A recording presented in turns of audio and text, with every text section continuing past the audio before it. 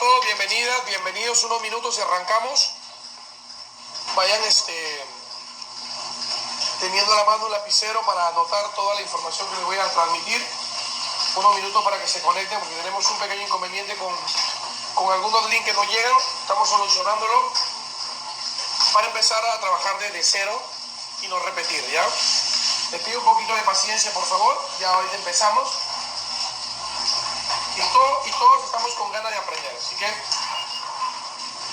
unos minutos, pueden ir buscando su lápiz donde anotar toda la información, que ya arrancamos.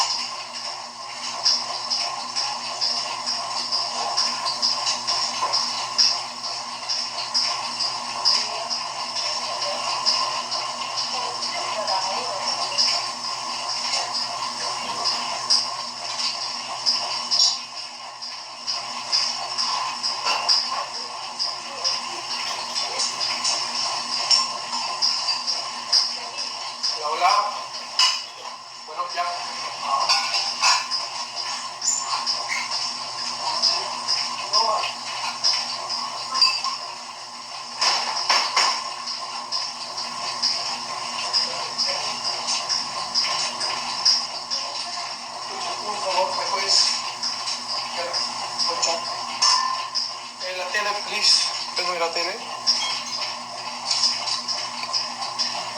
Hola, ¿qué tal Guadalupe? Bienvenida. ¿Está lista Guadalupe, Soledad Gutiérrez, Carla Tipiane, Tatiana Pérez? Bueno, yo estoy Yulisa Cabrejo. ¿Cómo estás? ¿Lista para empezar entonces? Vamos a proyectar la pantalla, por favor, para arrancar ya. Bájalo.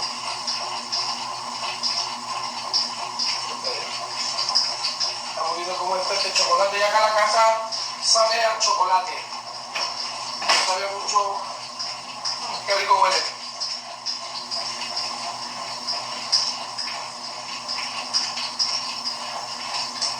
Aquí de chocolate de ahí. Y bueno, dame los para ir saludando a todos.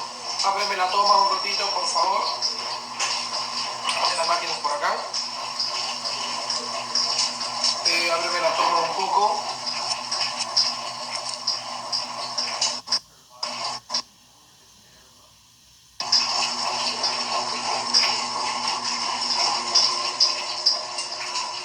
A ver un ratito.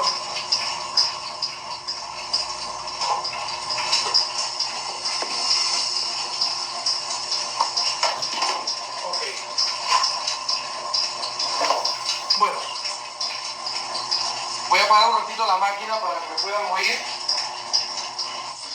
Y también pueda descansar porque así se cuidan las máquinas, ¿no? Porque finalmente uno se pone a pensar que estos son equipos mecánicos y que en el camino, si se calientan demasiado, por más que la tecnología haya sido adaptada o creada para estar prendida las 24 o 48 horas, dependiendo del tipo de refinado o el tipo de grano, uno tiene que también analizar que es una máquina y se va desgastando. Bienvenidas y bienvenidos. Saludos a todos los que ya están ahí a la previa por el Día del Padre.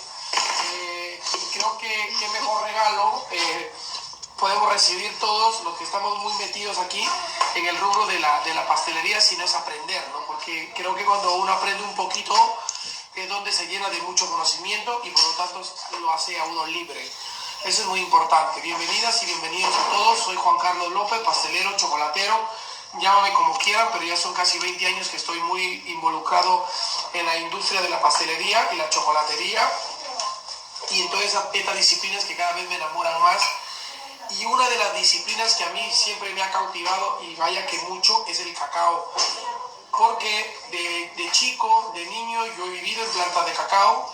Yo soy de Piura, del departamento de Piura, la región Piura, específicamente en la zona de Buenos Aires, distrito de Buenos Aires, provincia de Morropón. Una zona muy cacautera, una zona que produce muchísimo cacao criollo fino de aroma y a la cual le debo mucho de lo que sé. Y digo mucho de lo que sé porque mi padre hasta la actualidad es agricultor y de él aprendí mucho, así como también de los colegas de papá que son agricultores como él, que hasta el día de hoy labran la tierra, que hasta el día de hoy cuidan las plantas como si fuesen un ser humano, porque las plantas es un ser vivo, y los cuidan, los quieren, los protegen y sobre todo miran cómo dan sus frutos. Y eso realmente es muy bonito entender todo el proceso.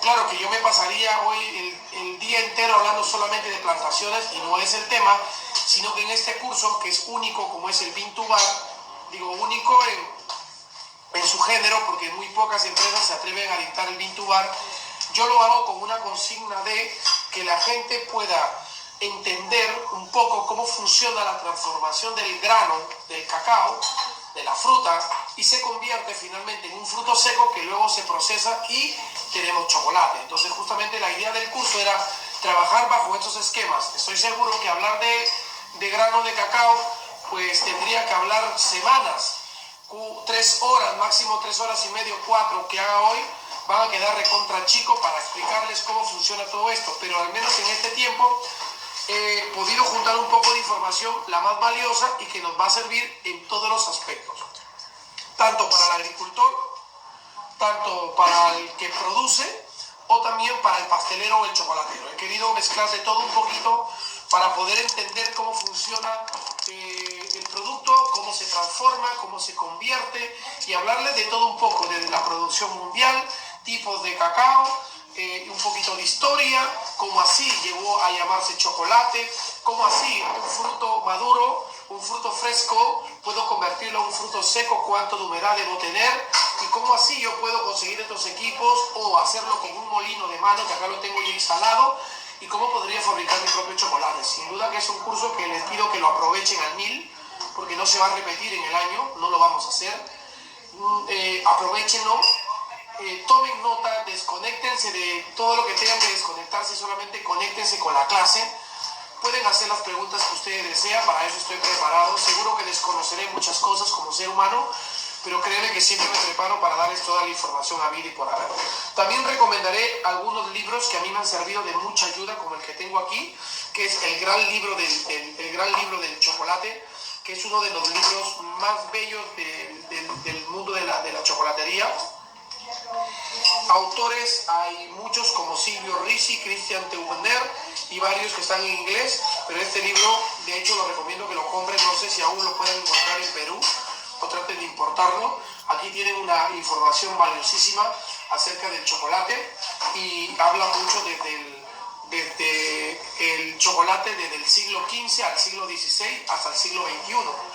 Y también el otro libro que yo recomiendo mucho, que la verdad no me canso de leerlo, que es que es el de Ramón Morató, que también habla mucho de historia del chocolate, como también de la parte técnica en el chocolate. Y el otro que es el de Valrhona, que es de Frederick Baum, que ahora no lo tengo, pero que es súper bueno. Esos tres libros a mí me ayudaron mucho a entender cómo es que funciona el mundo del cacao y el chocolate. Y quiero que se quede una frase siempre para la historia, y que es una frase que siempre he escuchado en el Salón del Cacao las veces que yo he concursado, y es que el verdadero chocolate nace en el campo. Y eso no es un cliché, para mí el verdadero chocolate nace en el campo. Porque si yo creo que el verdadero chocolate nace en una fábrica, realmente estoy en un mundo al revés. Porque de nada vale tener una buena máquina, una buena conchadora, una buena procesadora, si yo no hago una correcta fermentación de los granos, si yo no hago una buena recolección o una preselección de mazorcas, si yo no hago un buen tostado, si yo no hago un buen secado, no sirve de nada tener una buena máquina. Entonces sí que el verdadero chocolate nace del campo, no nace en una fábrica. En una fábrica se va a conseguir la viscosidad, se va a conseguir la ligereza de un cacao, se va a profundizar en los aromas, se va a conseguir un cacao mucho más fluido, etcétera, etcétera, pero no tendremos una buena calidad si no vamos hacia atrás. Y donde vamos a ir ahorita primero, antes de empezar a fabricar chocolate, para poner en contexto todo esto, vamos a ir un poco a la historia del cacao, a la historia de esas plantas que crecen en climas tropicales, en lugares como la selva central, la selva del Perú, en lugares como el norte, Piura, Ecuador, en la selva como Pichanaki, Mazamari, el Monzón, el Brae, San Martín, en el Cusco y lugares donde crece un excelente fruto llamado cacao. Entonces primero quiero saludar a todos los que están ahí y me gustaría saber si hay alguien de provincia, alguien que tiene contacto con las plantas, si es que hay alguien que ya o tiene familiar de repente en el Cusco, heredero de un excelente cacao chuncho, ganador al cacao de las Américas, o hay alguien de Mazamari, alguien de San Martín de Pangoa, de repente alguien de Satipo, de Chasuta, de Tarapoto, de Tingo, lugares donde hay un cacao formidable, donde las lluvias son casi a diario y que justamente ese es el clima óptimo para tener una planta de cacao. Entre climas donde hay mucha lluvia y donde hay mucho calor. Entonces vamos a saludar a Carla Tipián, que hoy me dice que ya aprenderá para fabricar su propio chocolate de su molino. Tenemos a Emerson Meca, a Janet, hola Janet, bienvenida. Patricia Delgado, buenas tardes. Priscila Silva, ¿cómo estás? Belén Cristerna nos manda corazoncitos.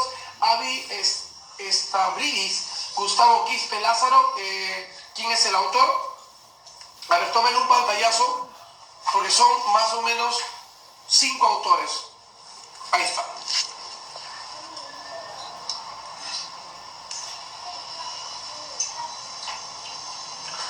Con este libro van a aprender una barbaridad. Digo una barbaridad porque tiene desde la mazorca, desde el siglo XV hasta el siglo XXI. Entonces tiene todo, tiene mucha, demasiada información que la verdad uno cada que lo lee aprende bastante, aprende mucho. El cacao, o también llamado la joya negra o el oro negro del Amazonas. Entonces está Gustavo Quispe por servir. Sí, ya pusimos el autor, son 5. Luego es el de Ramón Morató, que es muy bueno también. Janet me dice, chef, yo me compré mis granos de cacao en el BRAE. Justo esperaba un curso de este tema. Bueno, qué bueno, yo también tengo mi grano acá. Me tengo mi gure de cacao o nib de cacao. Luego hablaremos cómo separamos la manteca, cómo se separa la pasta, cómo se separa el nib. Veremos cómo adicionamos los azúcares, qué función tiene la licetina de soya y cómo finalmente puede hacer un cacao con molino. Miren, acá tengo el cacao que hicimos hace rato, que es el cacao con molino.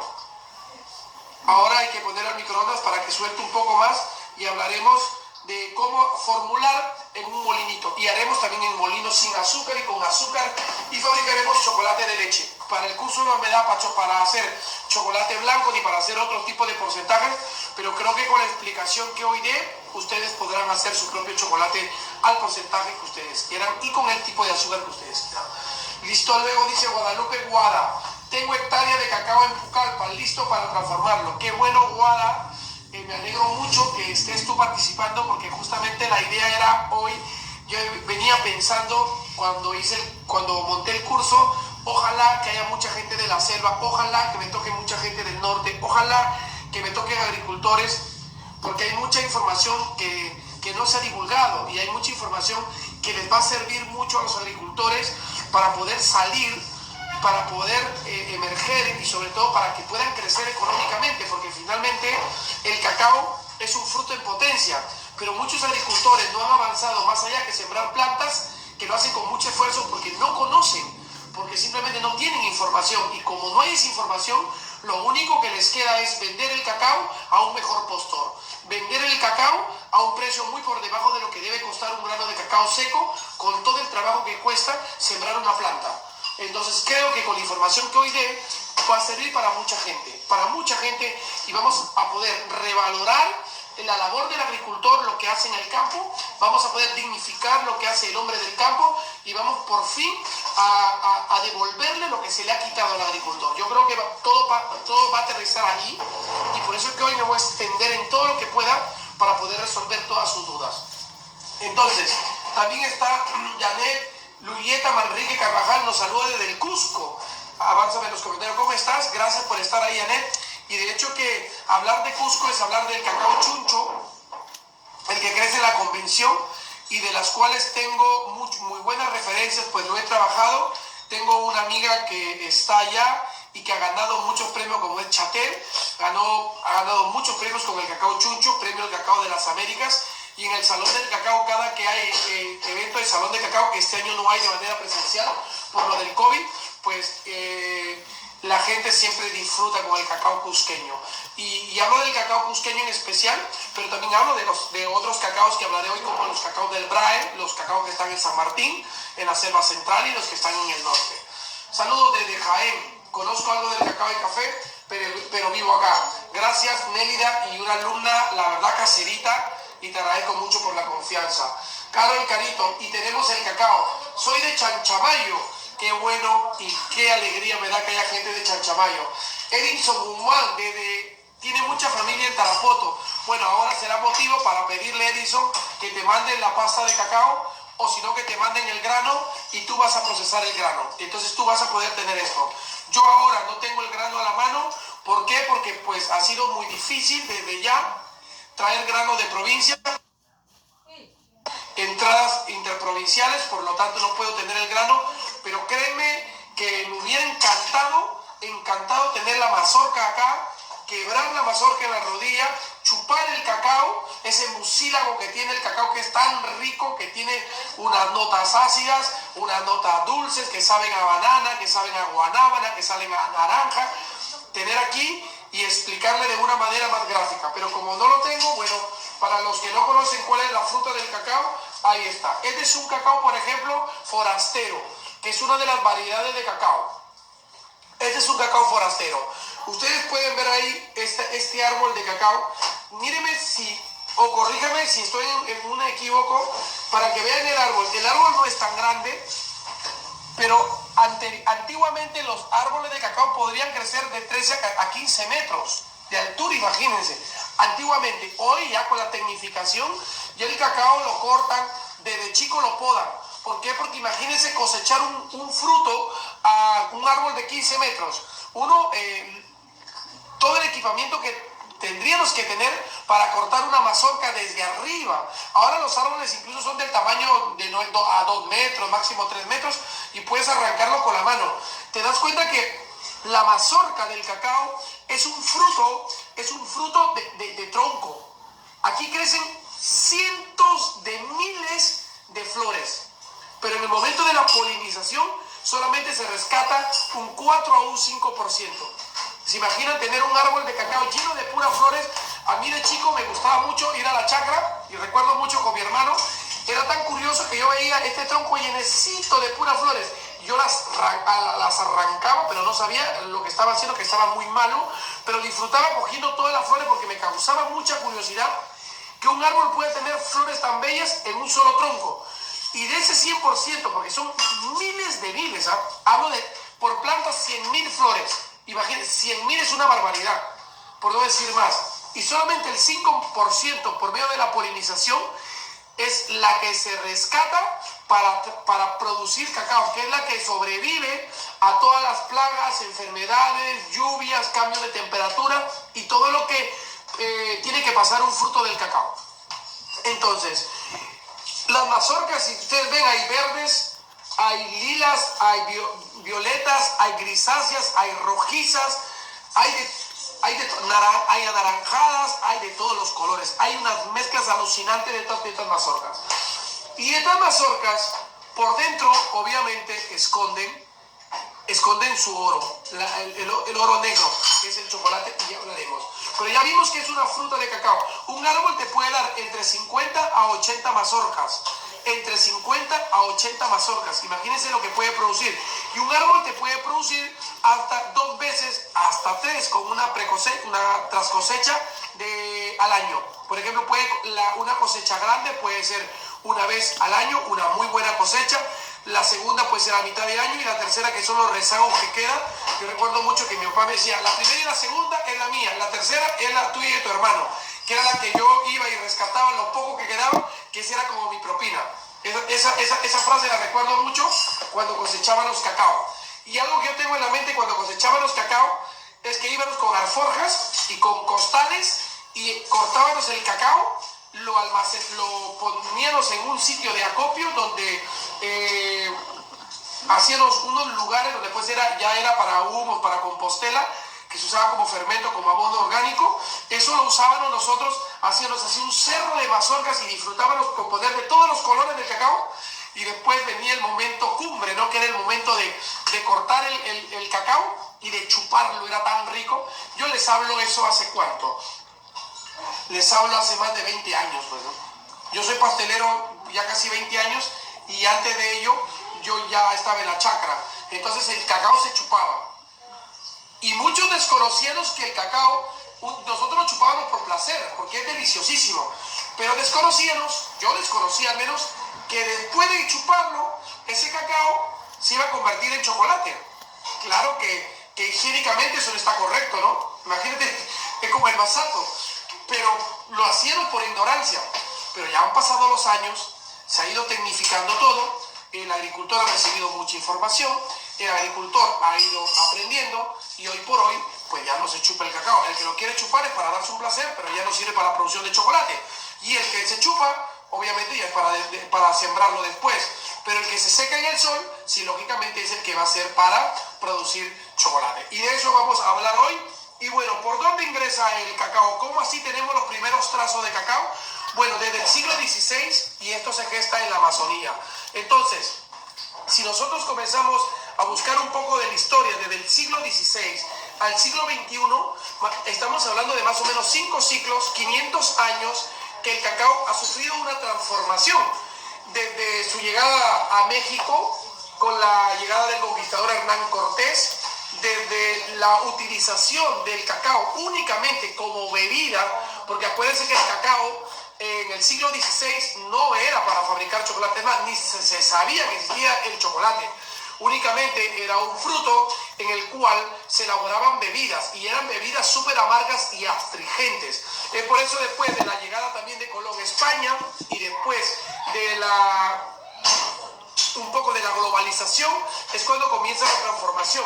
Fue tan importante, pero tan importante este árbol y este fruto del cacao, que se convirtió en moneda, una moneda demandante por el tema del cacao. Después ya de la llegada de Hernán Cortés en México y de utilizarlo como una bebida, pues en Francia en el siglo XVIII al XIX ya se comenzó a transformar, dándole un mejor valor al chocolate, porque ya se descubrió el uso multifacético que tenía este producto, agregándole azúcares para poder convertir y elaborar un fruto en chocolate, en un producto que tenga una gran demanda y que poco a poco le ha ido cambiando la vida, no solamente a los agricultores, sino también a las grandes empresas.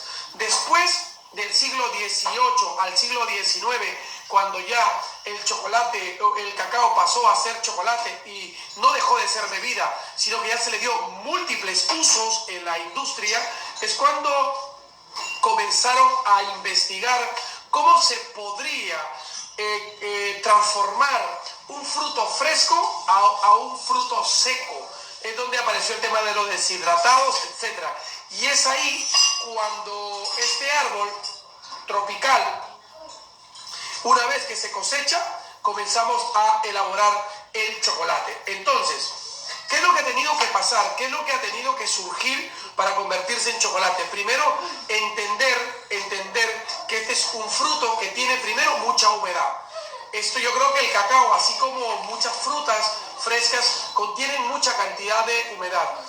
Y nosotros sabemos en chocolatería que uno de los principales factores negativos de un chocolate es el agua. O sea, tú le pones un poquito de agua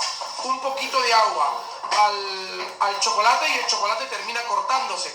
¿Por qué? Porque ya el chocolate, cuando ya se elaboró producto, ya se eliminó casi el 99% de agua. Es un producto casi seco. Es por eso que no tolera agua. Y estas plantas de cacao, ¿dónde por lo general crecen?